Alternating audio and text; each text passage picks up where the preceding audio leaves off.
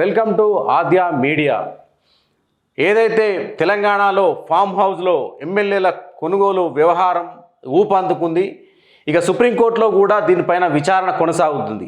మరోవైపు మునుగోడులో ఉప ఎన్నిక జరిగింది. ఇక ఫలితాల కోసం అన్ని రాజకీయ పార్టీలు ఎదురు చూస్తున్నాయి. ఈ అంశాలపైన మనతో మాట్లాడడానికి తెలంగాణ బీజేవైఎం రాష్ట్ర అధికార ప్రతినిధి రవీందర్ గౌడ్ గారు మనతో ఉన్నారు. సార్ నమస్కారం. సార్ చెప్పండి సార్, నిన్న కేసీఆర్ గారు ప్రెస్ మీట్ పెట్టారు. అయితే ఏదైతే ఫామ్ హౌస్ ఎమ్మెల్యేల కొనుగోలు వ్యవహారం పైన ఆద్యంతం ప్రెస్ మీట్ లోపల బీజేపీని టార్గెట్ చేస్తూ ఆయన ఒక బాధను వ్యక్తం చేస్తూ చెప్పడం జరిగింది. అంటే దీనిపైన అంటే మీ స్పందన? ఒకటే సార్, నేను తెలంగాణ రాష్ట్ర ప్రజలకు చెప్పదలుచుకుంది ఏంటంటే, ఈరోజు తెలంగాణ రాష్ట్రంలో కేసీఆర్ గారు బాధపడకుండా చెప్పిన విషయం అసలు దాని గురించి ఆ ప్రెస్ మీట్ చూడడం కూడా వేస్ట్. ఆ అర్ధగంట సేపు ప్రజలను ఆయన మాటలకు మళ్ళీ వినాలి, మళ్ళీ చెప్పాలనే విషయం కోసమే చెప్పిన ప్రెస్ మీట్. ఇంకోటి ఏంటంటే, మునుగోడులో నేను ఓడిపోతున్నా అనేది కేసీఆర్ కనబడింది. ఆయనకు క్లారిటీ వచ్చింది. నేను మునుగోడులో ఇంతమంది 80 మంది ఎమ్మెల్యేలను 12 మంది మినిస్టర్లను నేను మరియు నా కుటుంబం అందరం పనిచేసి కూడా ఓడిపోతున్నాం అంటే తెలంగాణలో మా పరిస్థితి అయిపోయింది, మేము ఈ రోజుకు కథం అంటే తెలంగాణ ఎలక్షన్ రోజే మునుగోడు ఎలక్షన్ రోజే పెట్టడం. ఎందుకంటే అదే విషయం అనమాట. ఇక కథం మునుగోడు ఎలక్షన్ తర్వాత మేము లేము తెలంగాణ రాష్ట్రంలో. కల్వకుంట్ల ప్రభుత్వం, కల్వకుంట్ల కాందా అనేది కథమైంది అనమాట. అది చెప్పుకోవడానికే ఆ బాధ చెప్పలేక ఈ డ్రామా డ్రామారావు వేసిన డ్రామాని ఆడ ఎక్స్పోజ్ చేసిండు. మొన్నటిదే డ్రామారావేమో ఆడ ఫామ్ హౌస్లో స్క్రీన్ ప్లే దర్శకత్వం వహించుడు, ఈడనేమో ఈయన ప్రెస్ మీట్లో చెప్పడం జరిగింది. అంతకుమించి వేరేం లేదండి. ఖచ్చితంగా వీళ్ళు వేసిన పన్నాగం అది, వీళ్ళు వేసిన ప్లాను. అసలు పోలీసు వాళ్ళకు కూడా ఇంత అసలు ఆలోచించే పరిస్థితి లేదు. అవునండి, కొనుగోలు అని క్లియర్గా చెప్తున్నాను. కొనుగోలు అంటున్నాను. కొనుగోలు అంటే దగ్గర డబ్బులు ఎక్కడున్నాయి కదా? డబ్బులు అనేది ప్రూఫ్ ఉంటే నువ్వు కొనుగోలు అని మాట్లాడు. డిస్కస్ చేయడానికి వచ్చు. నేనున్నానండి. ఇప్పుడు నాకు కూడా కేటీఆర్ గారు నిన్న నాకు ఫోన్ చేసి ఒక పర్సన్ పంపించుండు, నాకు ఒక 50 కోట్లు ఇస్తానండి. ఇది నేను చెప్తున్నాను, ఇది నిజం అండి, నేను చూపెడతాను. ఇది నమ్ముతారా ప్రజలు? అది నమ్ముతారంటే ఇది కూడా నమ్మొచ్చు. తెలంగాణ ప్రజలు నేను క్లియర్గా చెప్తున్నా. కేటీఆర్ గారు నాతోని మాట్లాడించడం జరిగింది ఒక వ్యక్తితోని. ఫర్ ఎగ్జాంపుల్ ఒక XYZ రాహుల్ అనే వ్యక్తితో నాకు మాట్లాడిపించింది. ఏమని, రవీందర్ గారు మీరు బాగా పనిచేస్తున్నారు, మీరు బాగా మాట్లాడుతున్నారు మీడియాలో, మీరు గుర్రంపోట్లో 40 రోజులు జైలుకు వచ్చారు, మీరు బీజేపీ పార్టీలో బాగా పనిచేస్తున్నారు, మీరు సంజయ్కి అత్యంత సన్నిహితులు, అదే భానుప్రకాష్ గారికి అత్యంత సన్నిహితులు, మీరు మా పార్టీలోకి వస్తే బాగుంటుందనే విషయం చెప్పి నాకు ఒక 50 కోట్ల ఆఫర్ ఇచ్చిందండి రాహుల్తో. నాకు రాయబారం పంపించారు. అవి కూడా నా దగ్గర రికార్డులు ఉన్నాయి, అవి కూడా నా దగ్గర వీడియోస్ ఉన్నాయండి. అది నేను డిస్ప్లే చేస్తా. ఇది తెలంగాణ ప్రజలు, భారతదేశ ప్రజలు నమ్మితే ఇది వాస్తవం. నిన్న కేసీఆర్ చెప్పింది వాస్తవం.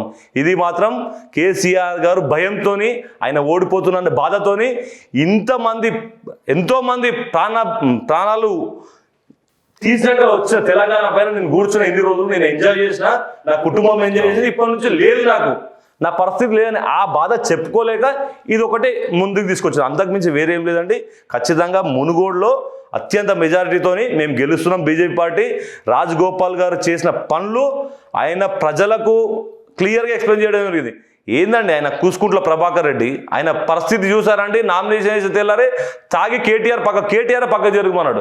అలాంటి పరిస్థితి ఓట్లు ఎట్లా వేసారని వేయలేరు. తెలంగాణ ఆడ మునుగోడు ప్రజలు కూడా ఖచ్చితంగా బీజేపీ గెలుస్తుందాడ. దానికోసమే ఆ బాధ భరించలేక, ఆ బాధ ఎట్లనో ప్రజలకు చెప్పుకోలేక, ఎవరికి చెప్పుకోలేక ఈ డైరెక్షన్ ఈ ప్రెస్ మీట్ పెట్టిన. అంతకుమించి వేరే ఏం లేదు. ఇది క్లియర్. ఇది అయితే మనకు అందిన సమాచారం ప్రకారం అంటే అన్ని సర్వే సంస్థలు, Naganna survey, third party survey, different survey సంస్థలనే మనకు. ఆ సర్వే సంస్థల్లో తేలిన విషయం ఏంటంటే, దాదాపు అన్ని సర్వే సంస్థల్లో అంటే మెజారిటీ వచ్చేసి టీఆర్ఎస్కే ఎక్కువ ఓటింగ్ అనేది జరిగింది, టీఆర్ఎస్ గెలవబోతుందని సర్వే సంస్థలన్నీ చెప్పడం జరుగుతుంది. అంటే మీరు ఎట్లా చెప్పగలుగుతున్నారు బీజేపీ గెలుస్తుంది మునుగోడులో అని? నేను ఖచ్చితంగా ఏం చెప్తున్నా అండి, ఎవరైనా సరే, ఫర్ ఎగ్జాంపుల్ నేనున్నానండి, నేను ఒక స్థాయి లీడర్ని, నేను పోయింది అనుకో, నన్ను నమ్మి ఒక 10 మంది అయితే ఓట్లేస్తారు. ఇది క్లియర్. 10 మంది కూర్చో మాట్లాడదు. ఒక ఎమ్మెల్యే స్థాయి పోయినప్పుడు ఆయన పర్సనల్గా ఆయన డబ్బులు ఖర్చు పెట్టి ఆయన 100 ఓట్లకు ఒక్కొక్కరిని పెట్టిండు. ఒక 5 బూత్లకు ఒక ఎమ్మెల్యేని ఇన్ఛార్జ్ పెట్టిండు. ఆ ఎమ్మెల్యేలు ఏం చేశారు, వారు పర్సనల్గా పైసలు ఇచ్చి గెలిపేయడానికి ప్రయత్నం చేశారు. అట్లయినా ప్రజలు మాత్రం మారలేరండి. ప్రజలు ఇంకేందండి, ఇంకా అయిపోయి ఈ రోజు గడిచింది, రేపు ఒక్కరోజు నిద్రపోయి లేస్తే ఎల్లుండి ఒక్కరోజు కేసీఆర్కి ఆ రోజు నుంచి నిద్రపట్టే రోజులు ఉండవు. ఇక ఆయన ఫామ్ హౌస్లో పోయి పండుకునే రోజులు ఉండవు. ఇక ఆయనను ఈరోజు తెలంగాణ రాష్ట్రానికి మొత్తం మేల్గొల్పిండు రాజగోపాల్ రెడ్డి గారు. ఎందుకంటే ఆయన రాజీనామా చేసినందుకు అసెంబ్లీకి కూడా పోని ఈయన మేధావి ఎమ్మెల్యేలు, మేధావి మంత్రులు, ఈ మేధావి మన సీఎం, కానీ ఈరోజు ఆ మునుగోడ్ల గల్లీ తిరిగారు. ఇది రాజగోపాల్ రెడ్డి గారు రాజీనామా చేసిన అయింది, లేకుండా కాలేదు. అంటే వీళ్ళు పనులు చేయని మొద్దులు. మా దగ్గర ఉన్న మంత్రులు, మన దగ్గర ఉన్న మంత్రులు, ఎమ్మెల్యేలు పనికిరాని వెధవలండి. ఒకటే విషయం చెప్తున్నాను, ఇప్పుడు ఈ నలుగురు గురించి మాట్లాడారండి, నన్నన్నా కొనగలుగుతారండి. నాకు ఆ కెపాసిటీ ఉంది. నేను అవసరమైతే నేను నిలబడితే ఈ నోట్లు తెచ్చుకొని నేను గెలవగలుగుతా. ఆ గువ్వల బాలరాజు అనే వ్యక్తి, అతనికి 100 రూపాయల వాల్యూ కూడా కాదండి. అసలు ఎట్లా 100 కోట్లు మాట్లాడారో నాకు అర్థం కావట్లేదు. 100 రూపాయలు కూడా వాల్యూ కాదు. ఆయన నిలబడితే చిత్తు ఓడిపోతాడు. అదే కాకుండా రంజిత్ రెడ్డి గారు, అసలు ఆయనకు విలువనే లేదండి. వాళ్ళ కాన్స్టిట్యున్సీలో నేను సర్వే చేసిన ప్రకారం వాళ్ళకు విలువలు లేవు. వాళ్ళు పెద్ద దొంగలు, దోపిడీదారులు, కబ్జాకోరులు. వీళ్ళకి ఎట్లా ఓట్లేస్తారండి? ఎయ్యరు ఖచ్చితంగా. వాళ్ళకు 100 రూపాయలు కూడా వాల్యూ కావాలను వాళ్ళని తీసుకొచ్చి ఏదో డ్రామా ఆడిండు డ్రామారావు. ఈ డ్రామాలు ఏం పనిచేయి. అయితే కేసీఆర్ నిన్న ప్రెస్ మీట్లో చెప్పడం జరిగింది సార్. అంటే దాదాపు కొన్ని రాష్ట్రాల్లో ఏదైతే బీజేపీ అధికారంలోని రాష్ట్రాల్లో కూడా పాగా వేయాలనేది వాళ్ళ బీజేపీ ప్లానింగ్.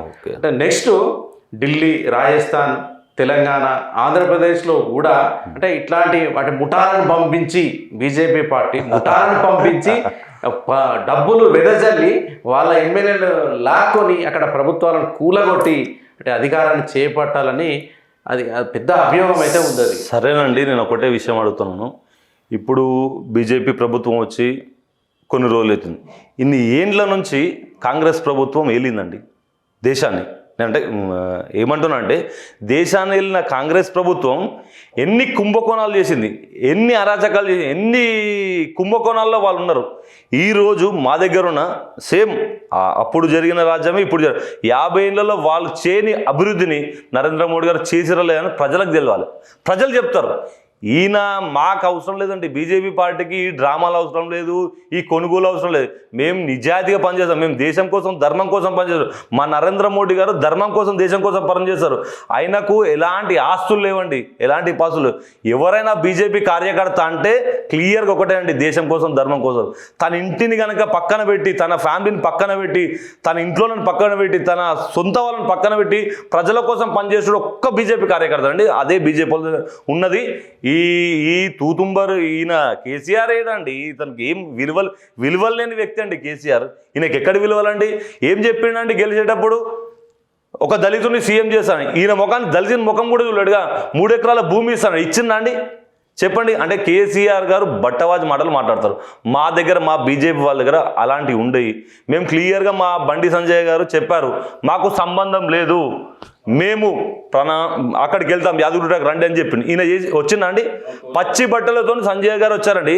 మీరు నిజమైన నాయకుడు అయితే, మీరు నిజంగా కనుక మీరు మా వాళ్ళు తప్పు చేస్తుంటే మీరు రండి, మరి చేయండి. చేసే అవకాశం ఉంది కండి, చూపెట్టండి మాకు.